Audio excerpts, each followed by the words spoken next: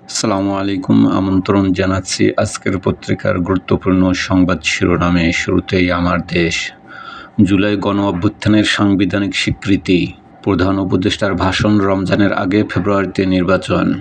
প্রথম আলো। ফেব্রুয়ারিতে রোজার আগেই ভোট, বিএনপি সহ বিভিন্ন দল স্বাগত জানিয়েছে। নয়াদিগন্ত। ফেব্রুয়ারিতেই নির্বাচন, জাতির উদ্দেশ্যে ভাষণ প্রধান উপদেষ্টার।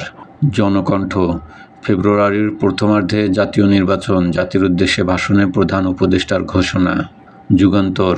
জাতির উদ্দেশ্যে ভাষণে প্রধান উপদেষ্টা, রমজানের আগেই নির্বাচন। জুলাই ঘোষণাপত্র পাঠ করলেন প্রধান উপদেষ্টা, গণঅভ্যুত্থানের রাষ্ট্রীয় ও সাংবিধানিক স্বীকৃতির অঙ্গীকার। ইনকিলাব। জাতির উদ্দেশ্যে ভাষণে প্রধান উপদেষ্টা, রমজানের আগেই নির্বাচন। ফাঁস হওয়া অডিওতে হুমকি-ধামকি চলছে, গণহত্যা করেও হাসিনার অনুশোচনা নেই। সংগ্রাম। মানিক মিয়া এভিনিউতে মানুষের ঢল, জুলাই ঘোষণাপত্র পাঠ করলেন প্রধান উপদেষ্টা ডক্টর ইউনূস।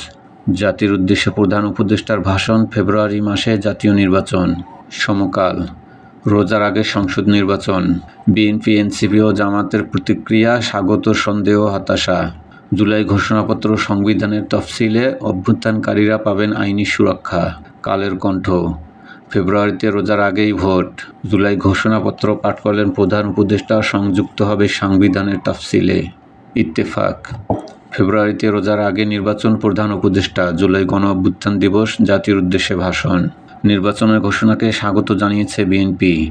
জুলাই ঘোষণাপত্র পাঠ করলেন প্রধান উপদেষ্টা, রাষ্ট্রীয় ও সাংবিধানিক স্বীকৃতি পাবে অভ্যুত্থান। করতোয়া। ফেব্রুয়ারিতেই নির্বাচন, ঐতিহাসিক জুলাই ঘোষণাপত্র পাঠ প্রধান উপদেষ্টার, জুলাই শহীদরা জাতীয় বীর।